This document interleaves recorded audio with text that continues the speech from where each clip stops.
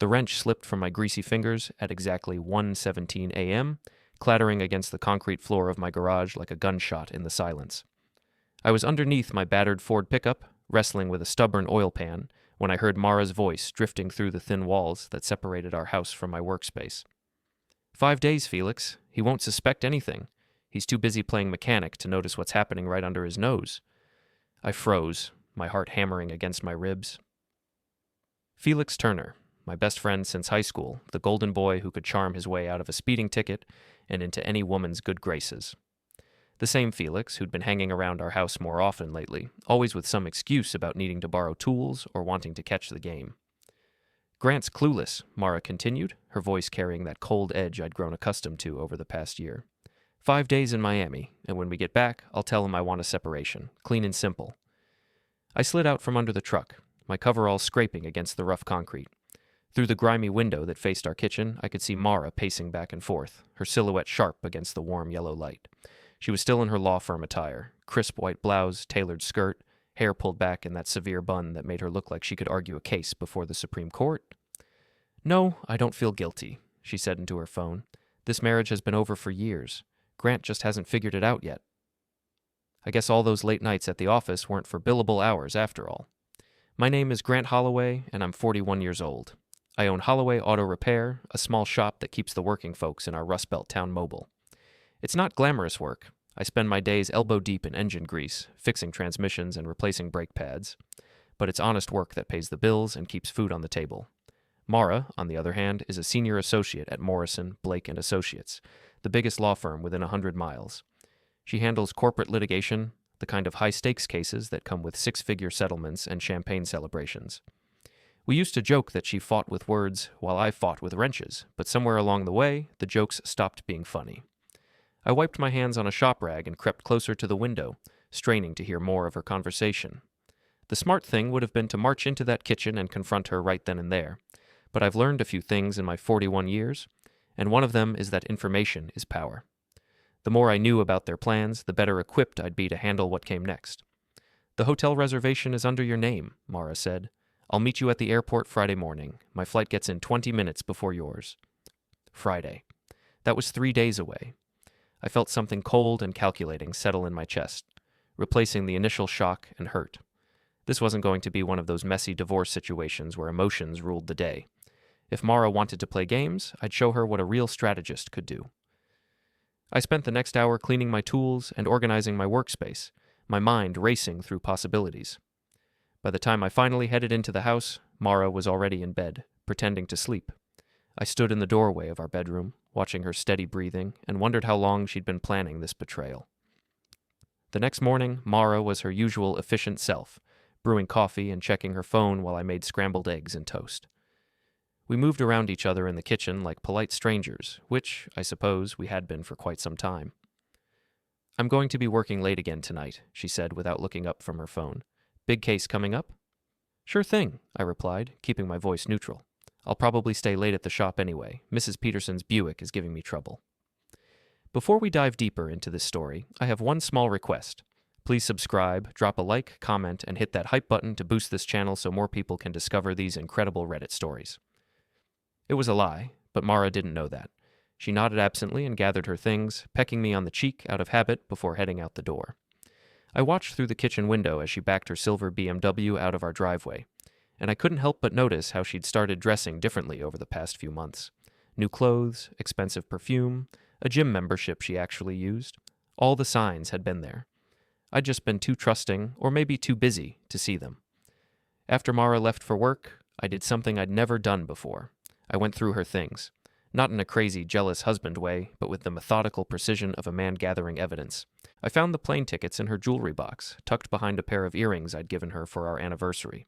2 tickets to Miami, departing Friday morning, returning the following Tuesday, Mara Collins and Felix Turner. She hadn't even bothered to use a fake name. I photographed the tickets with my phone, then carefully put everything back exactly as I'd found it. Then I called my bank and moved our joint savings into my personal checking account. Money I'd earned with my own 2 hands, fixing cars and building a business from nothing. Let's see how much Felix enjoys buying cocktails when Mara's credit cards start getting declined. The rest of Wednesday passed in a blur of routine maintenance and oil changes, but my mind kept returning to those plane tickets. By the time I closed the shop that evening, I had the beginnings of a plan. I drove to Murphy's Tavern, a dive bar on the south side of town where the beer was cheap and the conversation was cheaper. Lenny Murphy, the owner, had been my boxing coach back in high school. He was pushing 70 now, but he still had the sharp eyes of a man who'd spent his youth in the ring. "You look like someone stole your favorite wrench," Lenny said as I slid onto a bar stool. "Something like that," I replied. "Give me a beer and some advice." Lenny cracked open a bottle and set it in front of me. "What kind of advice?" "The kind you used to give me before fights. About strategy." He leaned against the bar, studying my face. "You planning on hitting someone?" "Not with my fists," I said. "But yeah, I'm planning on hitting back." Lenny nodded slowly. "Best advice I ever gave you was to fight smart, not hard. Tire them out, let them make mistakes, then capitalize. Same principle applies outside the ring." I took a long pull from my beer and felt some of the tension leave my shoulders. "Thanks, Lenny." "Whatever you're planning, Grant, just remember, the goal isn't to destroy your opponent. It's to win."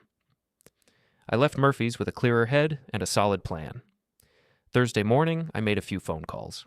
The first was to Dana, my brother Eli's wife. Dana worked in the administrative office at Morrison, Blake & Associates, Mara's firm. She and I had always gotten along well, probably better than I got along with my actual brother. "Grant?" Dana sounded surprised to hear from me. "Is everything okay?" "I need a favor," I said, "and I think you're going to want to help me with this one." I told her about the plane tickets and the overheard conversation. Dana listened without interrupting, and when I finished, there was a long silence on the other end of the line. "That witch," Dana finally said. "I knew something was off about her lately. She's been acting all secretive and superior around the office. Can you do some digging for me? See if there's anything else I should know about?" "Consider it done," Dana said. "And Grant, I'm sorry this is happening to you."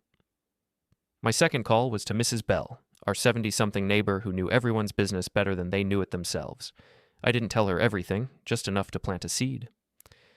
"I'm worried about Mara," I said, putting just the right amount of concern in my voice. "She's been working so hard lately, and now she's talking about taking a solo vacation to clear her head. I just hope she's not having some kind of breakdown." Mrs. Bell made sympathetic noises and promised to keep an eye on things. Within an hour, I saw her chatting with 3 different neighbors over their backyard fences. The rumor mill was officially in motion. Thursday evening, I was in my garage when Felix showed up. He knocked on the side door, that familiar grin plastered across his face. "Hey, buddy," he said. "Thought I'd stop by and see how you're doing." "Doing fine," I replied, not looking up from the carburetor I was rebuilding. "What brings you around?" "Can't a guy visit his oldest friend?" Felix stepped into the garage, his hands shoved deep in his pockets. He was nervous, I realized. "Good." "Sure," I said. "Beer's in the mini fridge if you want one." Felix grabbed a bottle and leaned against my workbench. "So, how are things with you and Mara?" I finally looked up at him, meeting his eyes directly. "Why do you ask?" "No reason, just, making conversation." "Things are fine," I lied smoothly. "In fact, she's planning a little getaway this weekend, some girls' trip thing. You know how it is." Felix's face went pale, and he nearly choked on his beer. "Girls' trip?" "Yeah, she said she needed some time to think about our future together. Probably going somewhere tropical, knowing Mara." I turned back to the carburetor, hiding my smile. "Anyway, I should probably get back to work. Thanks for stopping by." Felix left without finishing his beer. Friday morning arrived gray and drizzly. Typical weather for our corner of Ohio in October. Mara was up early, moving around the house with barely contained excitement. She'd packed light, just a carry-on bag and her purse. "I'll call you when I get there," she said, kissing my cheek. "Don't wait up." "Have a good trip," I replied. "Clear your head, figure out what you want." She gave me a strange look, like she was trying to determine if there was a hidden meaning in my words. Then she shrugged and headed out to her BMW. I waited exactly 30 minutes before putting the next phase of my plan into action. The beauty of owning an auto repair shop is that you learn how things work, not just cars, but systems, networks, the intricate ways that modern life depends on technology. Over the years, I'd installed GPS tracking devices in dozens of vehicles for worried parents and suspicious spouses. I'd never thought I'd need to use those skills on my own wife's car, but life has a way of teaching you lessons you never wanted to learn. I'd installed the tracker in Mara's BMW 3 months ago, back when she first started working late, and I was genuinely worried about her safety. The device was smaller than a pack of gum, hidden behind the dashboard where she'd never think to look. Now, as I watched the little blue dot move across my phone screen toward the airport, I felt a grim satisfaction. Knowledge is power, and I was accumulating quite a bit of both. Dana called me around noon with her first report. I did some digging in the office records, she said, her voice tight with anger. Mara's been using the company credit card for personal expenses, dinners, hotel rooms, even lingerie purchases. And get this, she's been bad-mouthing you to anyone who'll listen, saying you're holding her back from her true potential. What else? She's been having lunch meetings with Felix at the Riverside Inn. The staff there knows them by name now. They think they're married. I felt that cold calculation settle deeper into my chest. Can you get me copies of those credit card statements? Already done. I'll drop them by your shop this afternoon. Thanks, Dana. I owe you one. You don't owe me anything. Mara's had this coming for a long time. After Dana hung up, I sat in my office and stared at the phone screen showing Mara's location. The blue dot had stopped moving. She was at the airport now, probably meeting Felix at their gate. In a few hours, they'd be sipping cocktails on a beach, laughing about how clueless her husband was. But I wasn't clueless anymore. I spent the afternoon working on Mrs. Peterson's Buick, letting the familiar rhythm of mechanical work calm my nerves. Around 4 o'clock, Dana showed up with a manila envelope thick with documents. "This is everything I could find," she said, handing me the envelope. Credit card statements, email logs, even some photos from the office Christmas party where they're being awfully cozy. I flipped through the papers, my anger building with each page. Expensive dinners charged to the law firm, weekend hotel stays, purchases from Victoria's Secret and other boutiques. Mara had been living a double life for months, and she'd been using her employer's money to fund it. "There's something else," Dana said, her voice dropping to a whisper. "I overheard Mara talking to Jennifer from accounting yesterday. She said she was planning to take you for everything in the divorce. The house, the business, even your retirement savings." "Is that right?" I said quietly. "She called you a blue-collar loser who was lucky to have her for as long as he did." The envelope crinkled in my grip. "I see." Dana studied my face with concern. "Grant, what are you planning to do with all this?" "I'm going to give my wife exactly what she deserves," I said. "Nothing more, nothing less." That evening, I drove to the Riverside Inn, the upscale hotel where Mara and Felix had been conducting their affair. I'd changed out of my work clothes and into a decent shirt and khakis. Nothing fancy, but respectable enough that I wouldn't draw unwanted attention. The hotel bar was dimly lit and half empty, the kind of place where businessmen met their mistresses and politicians made deals they didn't want recorded. I ordered a whiskey and struck up a conversation with the bartender, a friendly guy named Mike who'd probably seen every kind of drama imaginable. "You know," I said after we'd been talking for a while, "my wife and I used to come here sometimes. Haven't been back in months, though. Too busy with work." "What's your wife's name?" Mike asked. "I might remember her." "Mara. Mara Collins. Pretty woman, always dressed like she's heading to court." Mike's face lit up with recognition. "Oh yeah, Mara. She comes in here all the time with her husband. Nice couple. He's got that car dealership over on Maple Street, right?" I nodded, keeping my expression neutral. "That's them. They were just in here Wednesday night, actually, celebrating something. Ordered a bottle of our best champagne." "Celebrating what?" Mike shrugged. "Didn't say. But they seemed pretty excited about something. Kept talking about new beginnings and fresh starts." I finished my whiskey and left Mike a generous tip. As I walked back to my truck, I pulled out my phone and checked Mara's location. The blue dot was now stationary in Miami Beach, probably at whatever resort Felix had booked for their romantic getaway. Time for Phase 2. Saturday morning, I woke up early and drove to Felix's car lot. Turner Auto Sales was a small operation on the outskirts of town, the kind of place that specialized in previously owned vehicles with questionable histories. Felix had inherited the business from his father and had been running it into the ground ever since, using it more as a front for his other activities than as a legitimate business. The lot was closed on weekends, which made what I was planning much easier. I parked across the street and waited until I was sure no one was around, then walked casually onto the lot. Felix's pride and joy was a cherry red Mustang convertible parked right in front of the office, the kind of car that screamed midlife crisis to anyone with eyes. I pulled a key from my pocket, one I'd made months ago when Felix had asked me to fix a problem with his ignition. He'd never bothered to ask for it back. The hood of the Mustang opened with a soft click. I spent the next 10 minutes making careful adjustments to the engine, nothing that would cause an accident, but enough to ensure that the car would break down spectacularly the first time Felix tried to show off for his friends. I also left a little surprise in the glove compartment. Copies of all the credit card statements Dana had given me, along with a note that simply read, "Everyone knows." As I was closing the hood, my phone buzzed with a text message from an unknown number. "Having a wonderful time in paradise. Wish you were here, XOXO." The message was accompanied by a photo of Mara in a bikini, lounging by a pool with a tropical drink in her hand. She was alone in the photo, but I could see Felix's reflection in her sunglasses.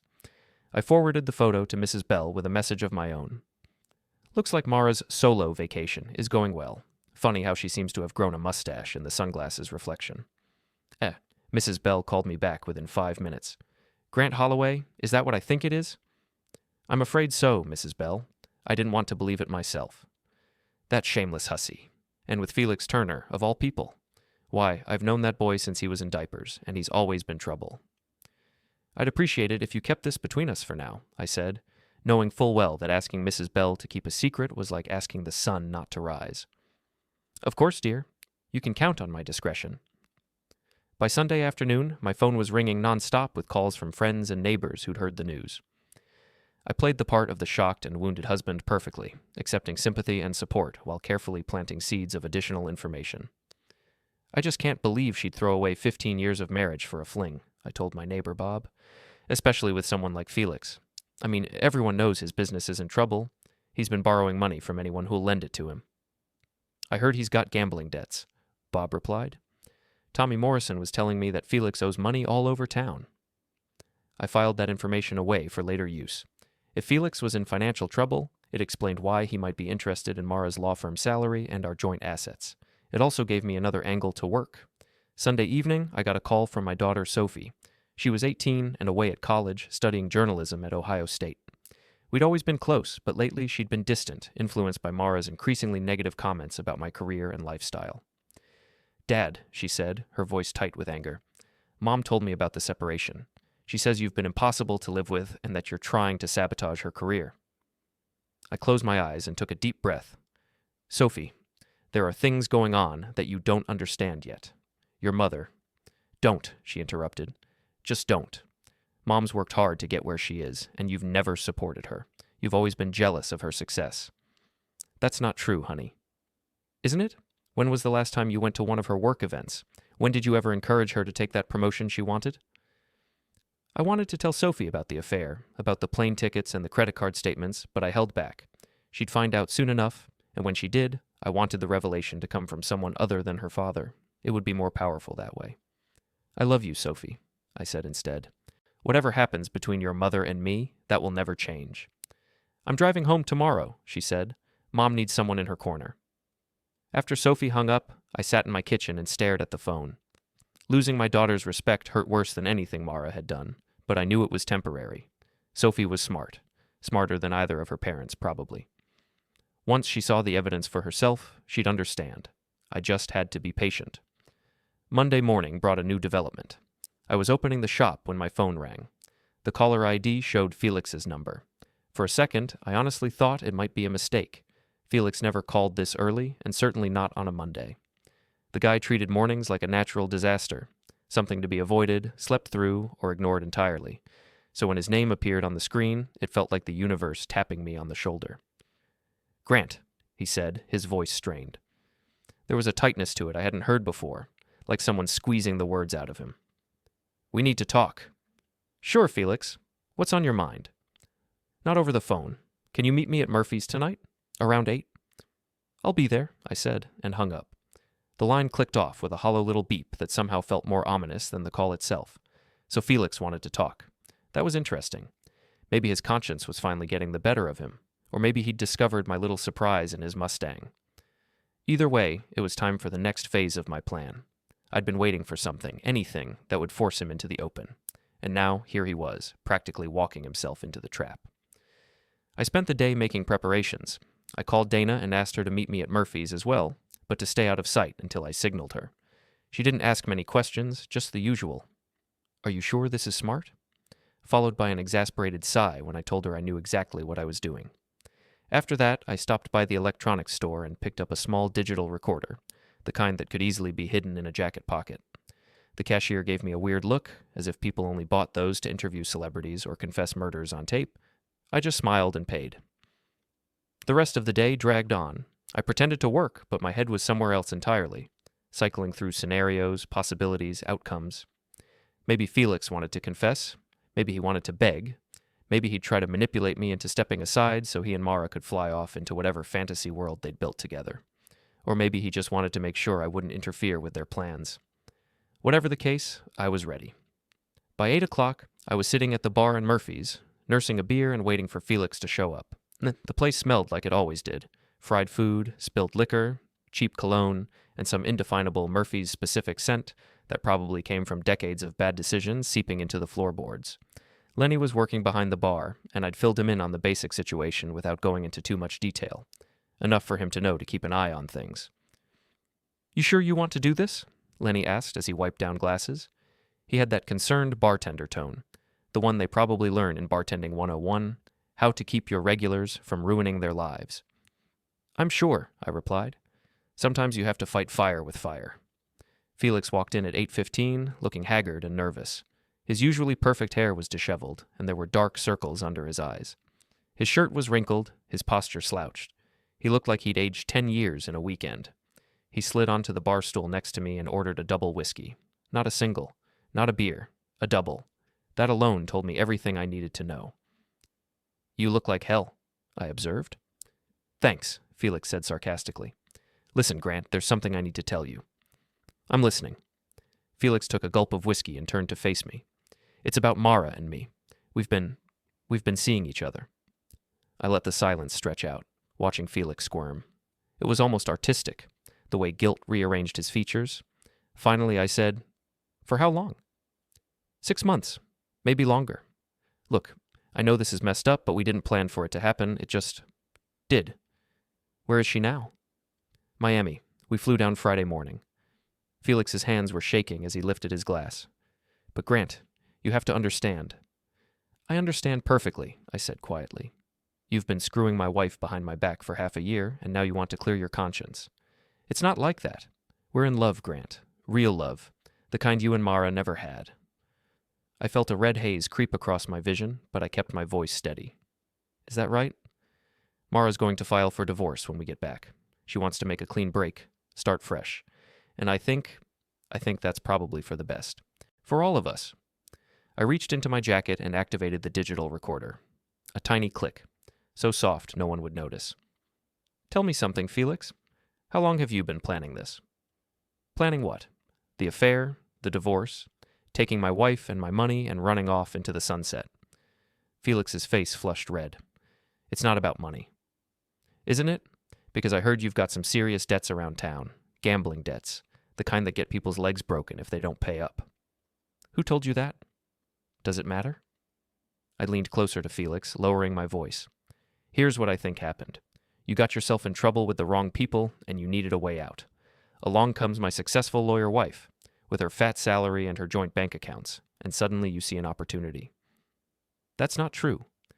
"You seduced her, made her feel special and appreciated, told her she deserved better than a grease monkey husband who didn't understand her ambitions.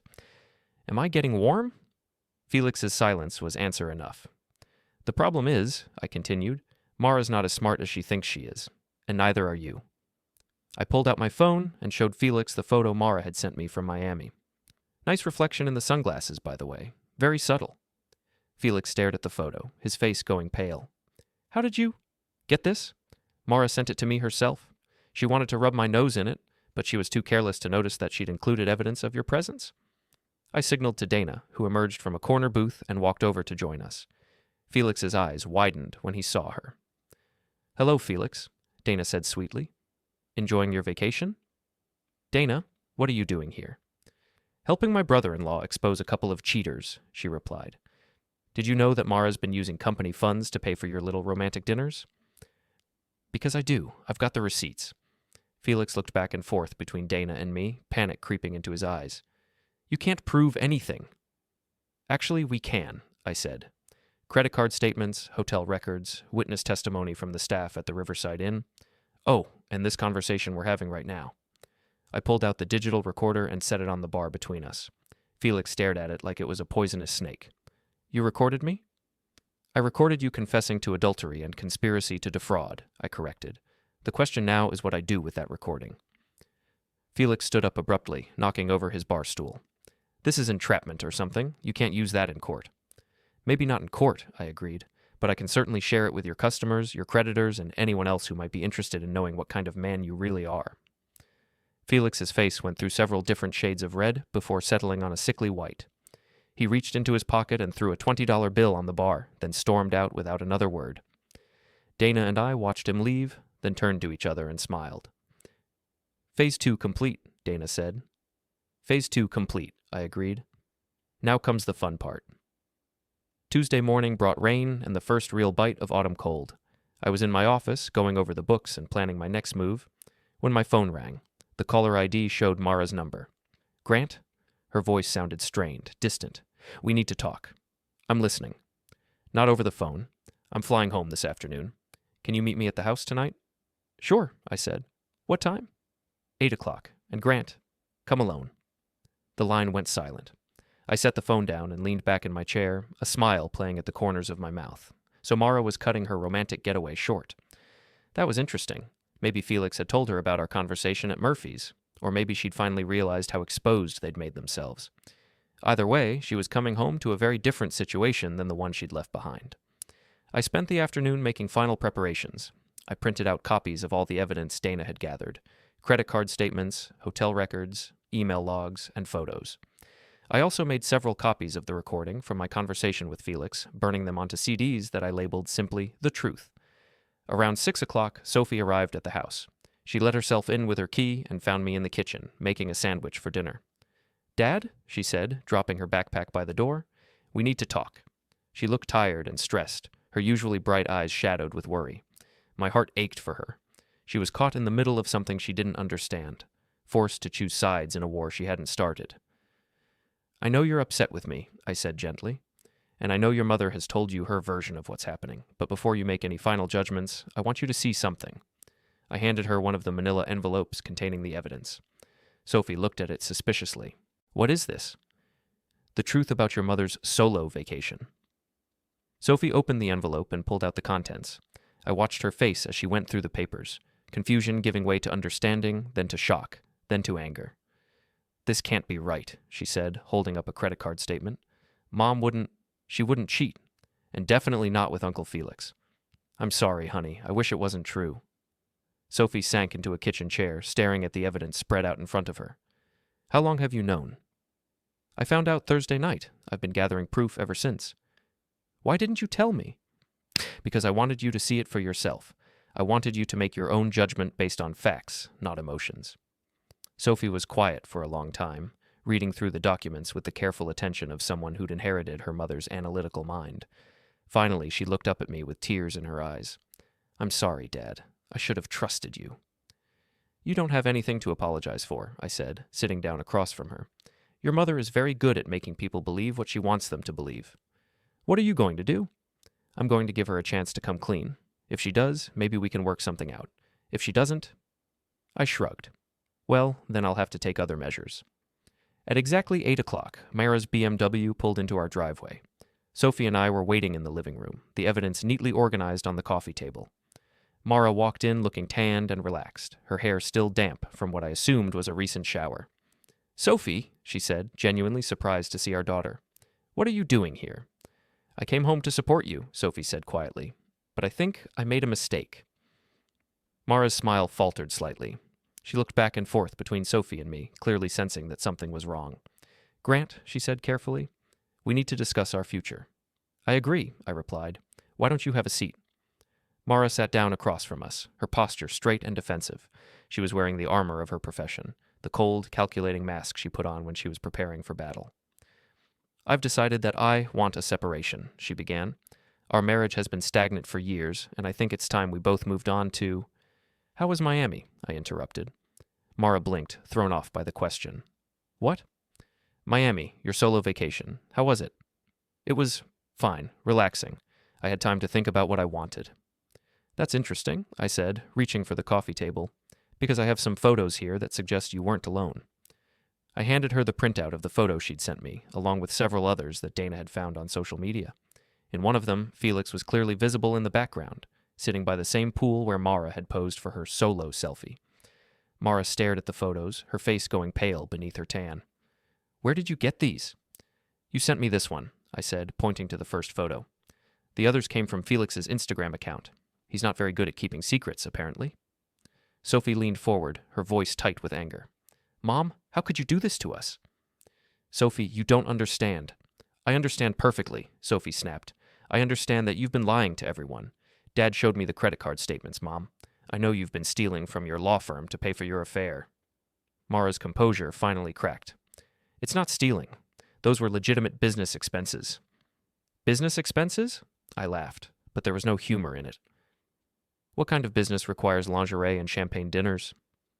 "You wouldn't understand," Mara said, her voice rising. "You've never understood what I need, what I want from life.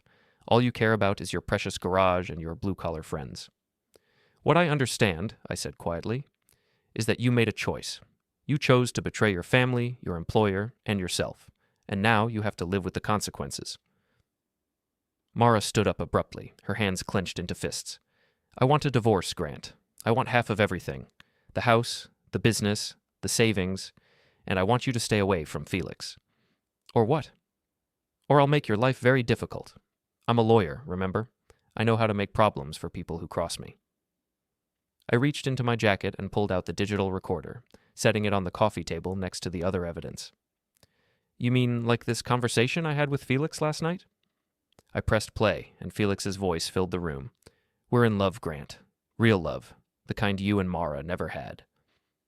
Mara's face went white as she listened to Felix confessing to their affair, describing their plans, and inadvertently revealing details about his financial troubles. When the recording ended, the room was silent except for the sound of rain against the windows. "You set him up," Mara whispered. "I gave him a chance to tell the truth," I corrected, "just like I'm giving you a chance now. What do you want?"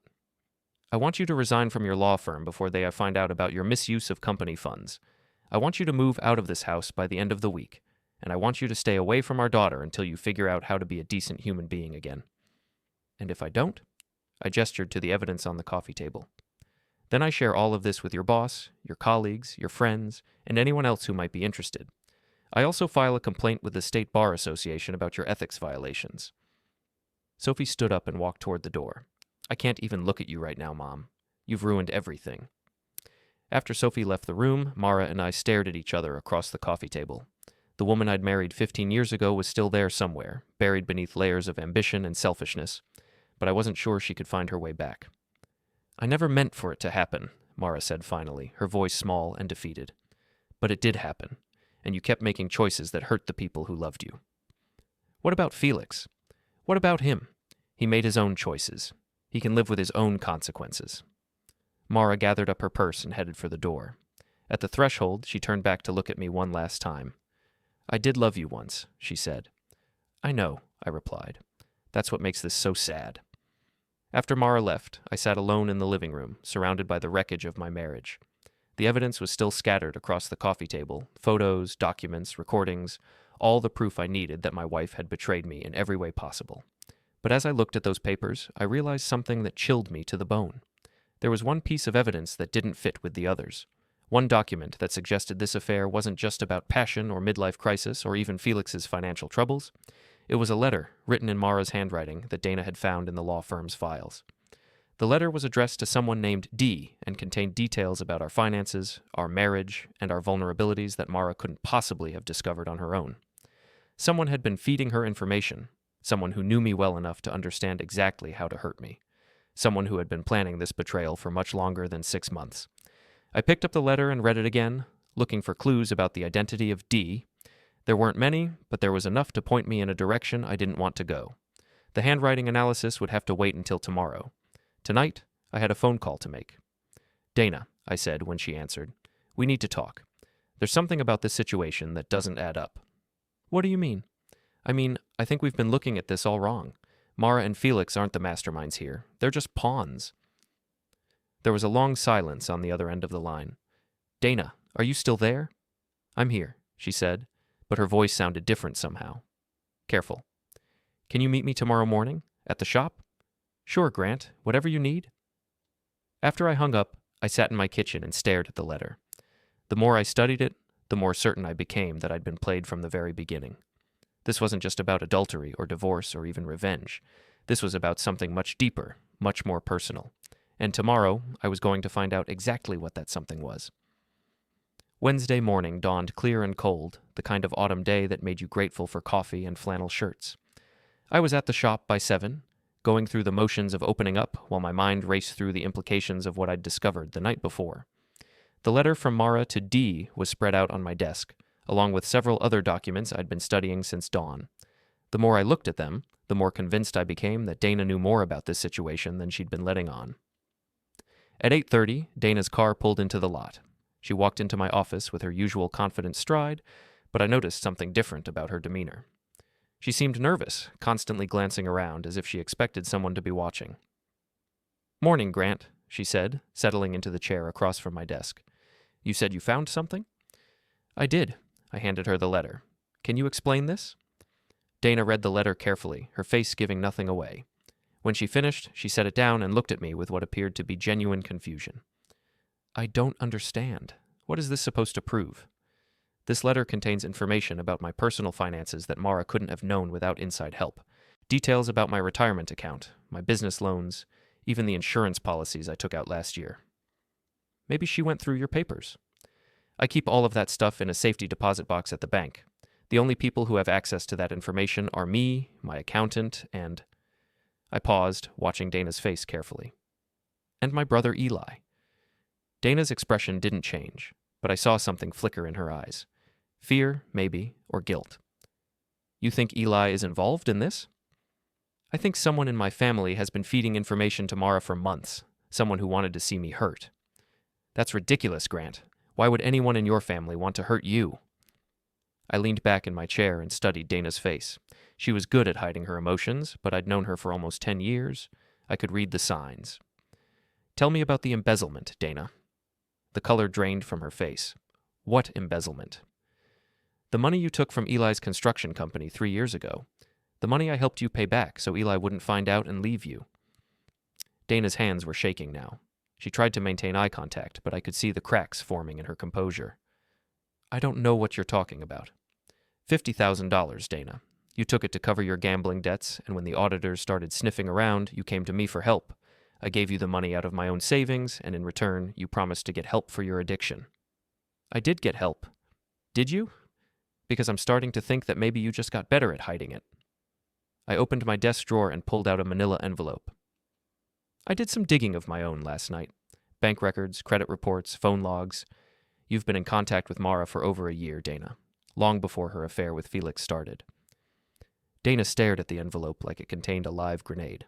"Grant, you don't understand." "I understand perfectly. You set this whole thing up. You manipulated Mara into having an affair, you fed her information about my finances, and you helped her plan the perfect divorce strategy. The only question is why." "Because you ruined my life," Dana exploded, jumping to her feet. "You destroyed everything I worked for, everything I built. I saved your marriage and kept you out of prison. You humiliated me. You made me grovel and beg for your help, and then you held it over my head for 3 years. Every family gathering, every holiday, I could see it in your eyes. The judgment, the disappointment." I felt a cold understanding settle over me. "So you decided to get revenge?" "I decided to level the playing field. You wanted to be the hero, the savior who rescued his poor sister-in-law from her mistakes. Well, now you get to see how it feels to have your life fall apart." "And Mara? Felix? They were just tools to you?" Dana laughed, but there was no humor in it. "Mara was easy. She was already unhappy, already looking for an excuse to leave you. I just gave her the push she needed. And Felix, well, Felix has always been weak. A few hints about Mara's interest, a little encouragement, and he was hooked." I stood up slowly, my hands clenched into fists. "You destroyed my marriage to settle a grudge. I gave you a taste of your own medicine. How does it feel to be the one who needs saving?" For a moment, I seriously considered hitting her. The rage was building in my chest like steam in a pressure cooker, and Dana seemed to sense the danger. She took a step back, her eyes wide with sudden fear. But then I remembered Lenny's advice. Fight smart, not hard. "You made one mistake, Dana," I said quietly. "What's that?" You assumed I'd be as weak as Felix. You thought I'd crumble under pressure and make it easy for Mara to take everything. Didn't you? I smiled, and Dana's face went pale. Not even close. I reached for my phone and dialed a number. Dana watched nervously as it rang. Detective Morrison, this is Grant Holloway. I need to report a case of fraud and conspiracy. Grant, what are you doing? I'm calling the police, Dana.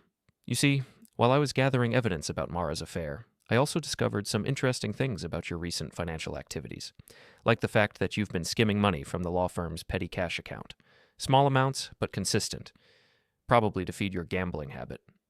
Dana's face went white. You can't prove that. Actually, I can. I had a very interesting conversation with your supervisor yesterday afternoon. She was already suspicious about some discrepancies in the books. When I showed her the evidence I'd gathered, she was very grateful. You set me up.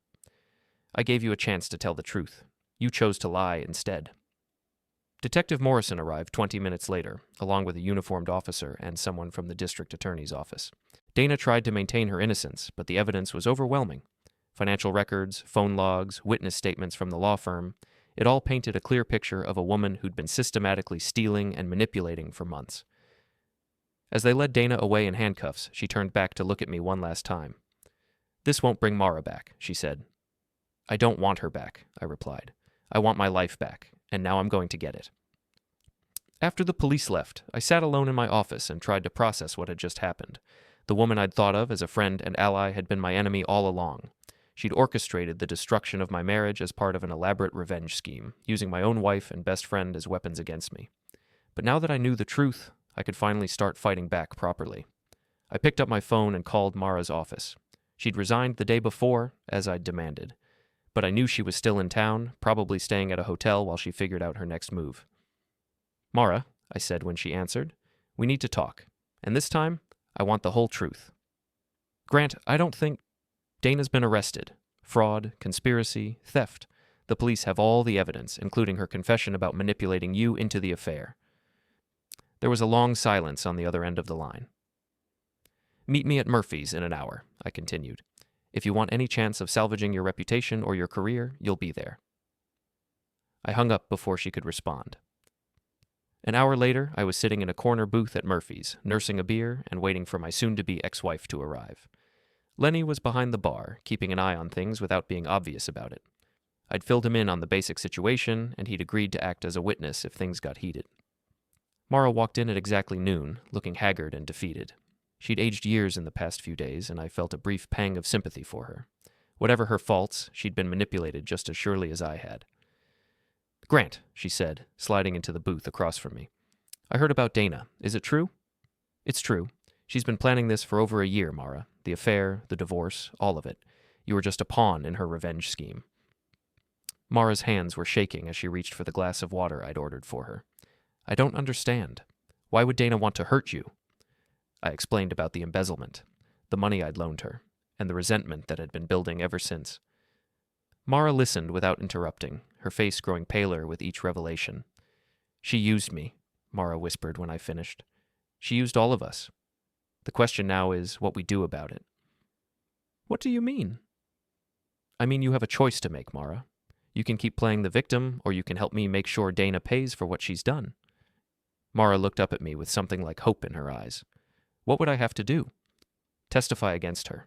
Tell the truth about how she manipulated you, how she fed you information and encouraged the affair. Help the prosecutors build their case. And in return?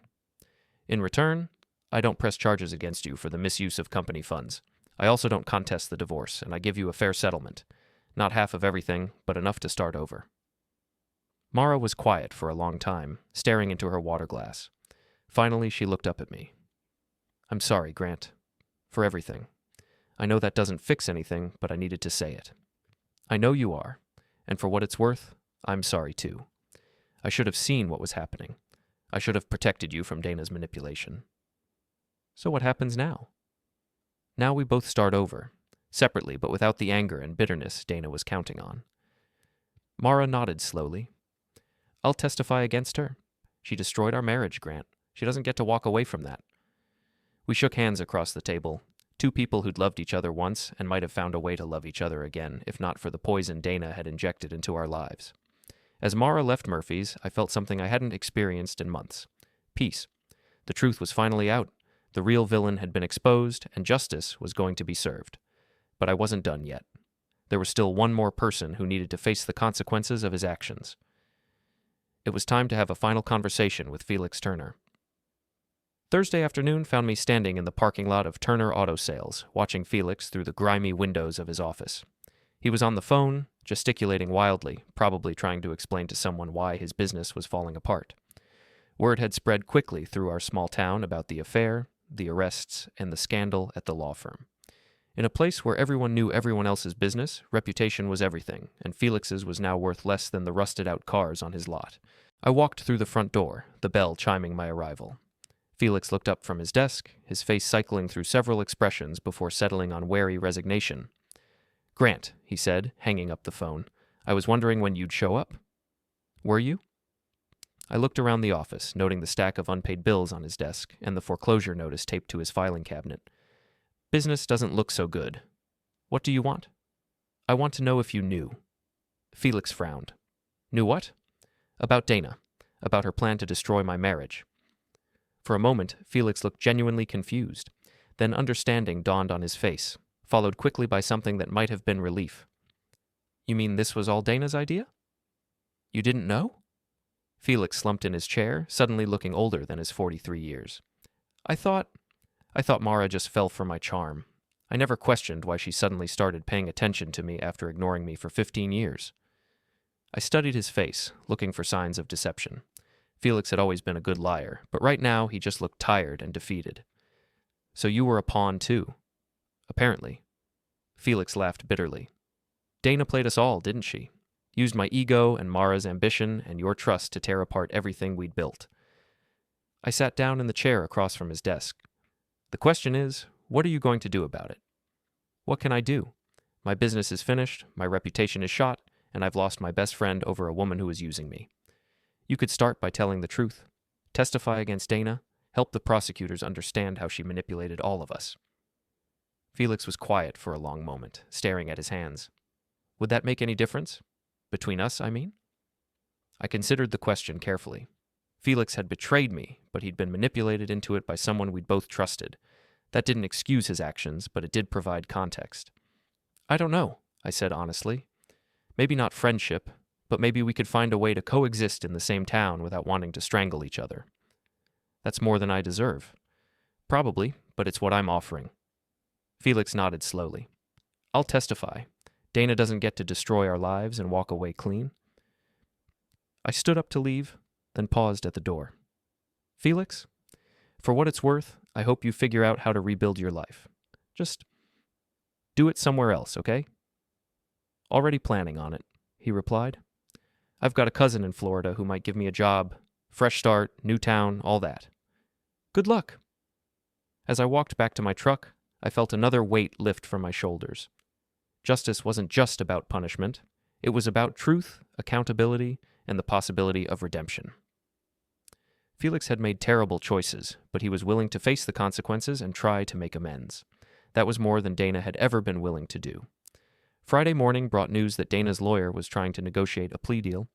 Apparently, the evidence against her was overwhelming, and she was looking at serious prison time if the case went to trial. The district attorney's office called to let me know that my testimony would be crucial in establishing the scope of her conspiracy. "She's claiming it was all a misunderstanding," the prosecutor told me over the phone. "Says she was just trying to help Mara find happiness and that things got out of hand." "That's garbage," I replied. "She planned every detail, from the financial manipulation to the timing of the affair. This was revenge, pure and simple. That's what we need you to establish in court. Are you prepared to testify?" "Absolutely." I spent the weekend preparing for the legal battle ahead. Mara and I met with our respective lawyers to finalize the divorce proceedings, which were surprisingly amicable given everything that had happened. Sophie came home from college to help us sort through 15 years of shared possessions and memories. "I'm proud of you, Dad," she said as we packed up Mara's belongings. "You could have let this destroy you, but instead you fought back." "I had good teachers," I replied, thinking of Lenny's advice about fighting smart instead of hard. "And I had something worth fighting for." "What's that?" "The truth. Justice. The chance to rebuild something better from the ashes of what we lost." Sophie hugged me tightly. "I love you, Dad." I love you too, kiddo. The trial began 3 weeks later. Dana's lawyer tried to paint her as a victim of her own mental illness and gambling addiction, but the evidence was too strong. Financial records, phone logs, witness testimony from Mara and Felix, it all painted a clear picture of premeditated fraud and conspiracy. I testified for 2 hours, walking the jury through Dana's manipulation and the devastating effect it had on my family. When the defense attorney tried to suggest that I was motivated by revenge rather than justice, I looked directly at the jury and said, "I'm not here for revenge. Revenge would be sinking to Dana's level, using lies and manipulation to hurt people. I'm here for accountability. Dana made choices that destroyed lives, and she needs to face the consequences of those choices." The jury deliberated for less than 4 hours before returning a guilty verdict on all counts. Dana was sentenced to 3 years in prison and ordered to pay restitution to both me and the law firm she'd stolen from. As the bailiff led her away, Dana turned to look at me one last time. I expected to see anger or defiance in her eyes, but instead I saw something that looked almost like relief. Maybe facing the consequences of her actions was easier than living with the guilt and fear of being discovered. 6 months later, I was in my garage working on a classic Mustang restoration when Sophie stopped by with news. "Mom got a job," she announced, settling onto a workbench. "Small firm in Columbus, family law mostly. She says it feels good to help people instead of just making money for corporations." I'm glad she found something that makes her happy. She asked me to tell you that she's seeing a therapist, working through her issues, trying to understand how she let Dana manipulate her so easily. I nodded, focusing on the carburetor I was rebuilding. "That's good. We all need to understand our mistakes if we want to avoid repeating them. What about you, Dad? Are you seeing anyone?" I looked up at my daughter, noting the hopeful expression on her face. "Not yet, but I'm not ruling it out. When the right person comes along, I'll know." "Good. You deserve to be happy." "So do you, kiddo. So does your mother, for that matter. We all deserve a chance to start over and do better." That evening, I closed the shop and walked over to Murphy's for my usual Friday beer. Lenny was behind the bar, polishing glasses and humming an old song I didn't recognize. "How's the Mustang coming along?" he asked as I settled onto my usual stool. "Good. Should be finished in a couple of weeks. The owner's going to be thrilled." "And how are you coming along?" I considered the question while Lenny poured my beer. 6 months ago, my life had been falling apart. My marriage was over, my best friend had betrayed me, and my family was divided by lies and manipulation. Now, the truth was out, justice had been served, and I was rebuilding my life one day at a time. "Better," I said finally. "Not perfect, but better.